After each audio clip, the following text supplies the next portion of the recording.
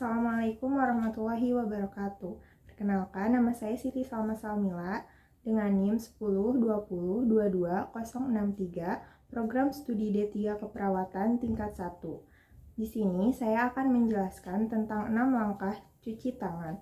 Sebelumnya, saya akan menjelaskan terlebih dahulu 6 sasaran keselamatan pasien. 6 sasaran keselamatan pasien. Yang pertama, ketepatan identifikasi pasien. Yang kedua, peningkatan komunikasi yang efektif. Yang ketiga, peningkatan keamanan obat yang perlu diwaspadai. Yang keempat, ketepatan tepat lokasi, tepat prosedur, tepat pasien operasi. Yang kelima, pengurangan resiko pasien jatuh. Yang keenam, pengurangan resiko infeksi terkait pelayanan kesehatan. Sasaran 1. Ketepatan identifikasi pasien. Standar SKP 1 yaitu rumah sakit mengembangkan suatu pendekatan untuk memperbaiki atau meningkatkan ketelitian identifikasi pasien. Tujuannya adalah untuk mengidentifikasi dengan benar serta mencocokkan layanan dengan individu. Cara untuk mengidentifikasi pasien yaitu dengan mencocokkan nama pasien, nomor rekam medis, serta tanggal lahir pasien. Dilarang identifikasi dengan nomor kamar pasien atau lokasi. Sasaran 2. Peningkatan komunikasi yang efektif. Komunikasi efektif merupakan komunikasi di antara para petugas pemberi pelayanan yang dilakukan secara tepat waktu, akurat, lengkap, jelas, dan dapat dipahami oleh penerima sehingga mengurangi kesalahan. Komunikasi efektif dapat dilakukan secara lisan atau verbal, tertulis, dan elektronik. Sasaran 3. Peningkatan keamanan obat yang perlu diwaspadai. Maksud dan tujuan SKP 3 yaitu obat yang perlu diwaspadai yaitu obat yang sering menyebabkan KTD atau sentinel. Obat yang perlu diwaspadai yang pertama adalah Norum. Nama obat rupa mirip atau Lassa, looks alike, sound alike. Yang kedua adalah elektrolit konsentrat. Sebelum perawat memberikan obat high alert kepada pasien, maka perawat harus melakukan pemeriksaan atau verifikasi ulang tentang prinsip 6 benar. Yang pertama, benar identitas pasien. Yang kedua, benar obat. Yang ketiga, benar waktu pemberian. Yang keempat, benar dosis. Yang kelima, benar rute. Dan yang keenam, benar dokumentasi. Dan 1W yaitu waspada efek samping obat dan kadaluarsa obat. Sasaran 4. Kepastian tepat lokasi, tepat prosedur, tepat pasien operasi. Standar SKP 4 yaitu rumah sakit mengembangkan suatu pendekatan untuk memastikan tepat lokasi, tepat prosedur, dan tepat pasien. Salah lokasi, salah prosedur, salah pasien pada waktu operasi adalah sesuatu yang mengkhawatirkan dan tidak jarang terjadi di rumah sakit. Untuk mencegahnya, dapat dilakukan dengan penandaan lokasi operasi serta verifikasi pada saat praoperatif. Sasaran 5. Pengurangan risiko pasien cedera akibat jatuh. Standar SKP 5 yaitu rumah sakit mengembangkan suatu pendekatan untuk mengurangi risiko pasien dari cedera karena jatuh. Contoh langkah pencegahan pasien risiko jatuh untuk pasien yaitu yang pertama, anjurkan pasien meminta bantuan yang diperlukan. Yang kedua, anjurkan pasien untuk memakai alas kaki anti-slip. Untuk petugas, yang pertama, sediakan kursi roda yang terkunci di samping tempat tidur pasien. Yang kedua, pastikan bahwa jalur ke kamar kecil bebas dari hambatan dan terang. Yang ketiga, pastikan lorong bebas hambatan. Yang keempat, tempatkan alat bantu seperti walkers atau tongkat dalam jangkauan pasien. Yang kelima, pasang bedside rail. Yang keenam, evaluasi kursi dan tinggi tempat tidur. Yang ketujuh, pertimbangkan efek puncak obat yang diresepkan yang mempengaruhi tingkat kesadaran. Yang kedelapan, mengamati lingkungan untuk kondisi berpotensi tidak aman dan segera laporkan untuk perbaikan. Yang kesembilan, jangan biarkan pasien beresiko jatuh tanpa pengawasan saat di daerah diagnostik atau terapi. 10. Pastikan pasien yang diangkut dengan bed card atau tempat tidur, posisi bedside rail dalam keadaan terpasang.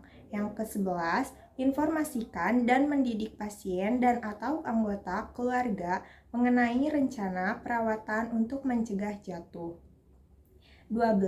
Berkolaborasi dengan pasien atau keluarga untuk memberikan bantuan yang dibutuhkan. Sasaran 6. Pengurangan risiko infeksi terkait pelayanan kesehatan. Standar SKP 6 yaitu rumah sakit mengembangkan suatu pendekatan untuk mengurangi risiko infeksi yang terkait pelayanan kesehatan.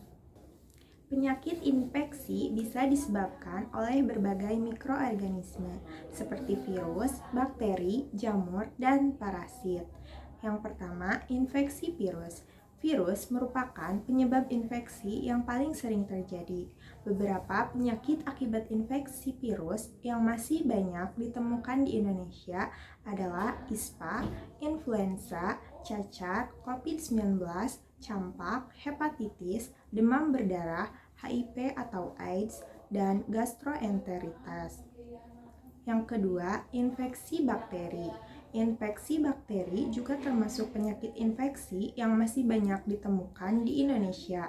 Beberapa contoh penyakit bakteri adalah demam tifoid, tuberkulosis, pneumonia, meningitis, infeksi saluran kemih, difteri, batuk kerjan. Yang ketiga, infeksi jamur. Jamur mudah tumbuh subur di daerah beriklim tropis dan hangat dengan kelembaban yang tinggi. Beberapa contoh penyakit jamur yang sering terjadi adalah infeksi jamur kulit, kuku, dan infeksi jamur pada vagina. Sebagian jenis jamur juga dapat menyebabkan meningitis dan pneumonia. Yang keempat, infeksi parasit. Infeksi parasit bisa disebabkan oleh berbagai jenis makhluk hidup, seperti cacing dan amuba. Contoh penyakit parasit ini adalah cacingan, malaria, giardiasis, amebiasis, dan toksoplasmosis. Mekanisme penyebaran penyakit infeksi. Penyakit infeksi dapat menular dari satu orang ke orang lain secara langsung maupun tidak langsung. Yang pertama, penularan secara langsung. Ada 3 cara penyebaran penyakit menular secara langsung, yaitu yang pertama, dari penderita penyakit infeksi ke orang lain. Berbagai jenis mikroorganisme penyebab infeksi dapat berpindah dari satu orang ke orang lainnya melalui kontak fisik dengan orang yang terinfeksi, misalnya melalui sentuhan, percikan air liur, saat bersin atau batuk. Yang kedua, dari ibu ke bayi. Seorang ibu yang menderita penyakit infeksi saat hamil beresiko tinggi untuk menularkan penyakit yang dideritanya ke janin di dalam kandungannya. Di samping itu, penularan penyakit infeksi dari ibu ke bayi juga bisa terjadi melalui proses persalinan atau saat menyusui ASI. Yang ketiga, hewan ke manusia.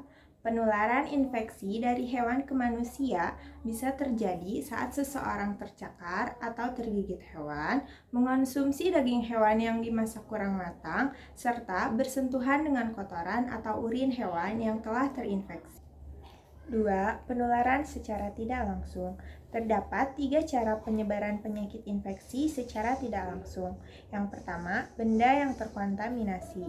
Beberapa jenis kuman dapat hidup pada benda tertentu, seperti keran air, gagang pintu, dan bahkan handphone. Penularan bisa terjadi ketika Anda menyentuh benda yang telah terkontaminasi kuman atau benda milik penderita penyakit infeksi. Yang kedua, makanan dan minuman yang terkontaminasi. Berbagai jenis kuman, virus, dan parasit banyak ditemukan dalam makanan atau minuman, terutama daging dan telur yang tidak dimasak hingga matang atau makanan dan minuman yang tidak dipasteurisasi. Yang ketiga, gigitan serangga. Banyak penyakit infeksi yang menular melalui gigitan serangga, misalnya nyamuk. Contoh penyakit infeksi akibat gigitan serangga ini adalah demam berdarah, malaria, cikungunya, dan infeksi virus Zika. Pencegahan dan pengendalian infeksi dapat dilakukan dengan cara hand hygiene yang tepat. Hand hygiene itu sendiri adalah prosedur tindakan membersihkan tangan dengan menggunakan air yang mengalir dan sabun antiseptik atau biasa disebut hand wash. Jika tangan terlihat kotor, lamanya sekitar 40-60 detik, atau bisa juga dengan cara hand rub berbasis alkohol dengan chlorhexidine jika tangan tidak terlihat kotor, lamanya 20-30 detik. Berikut adalah 6 langkah cuci tangan.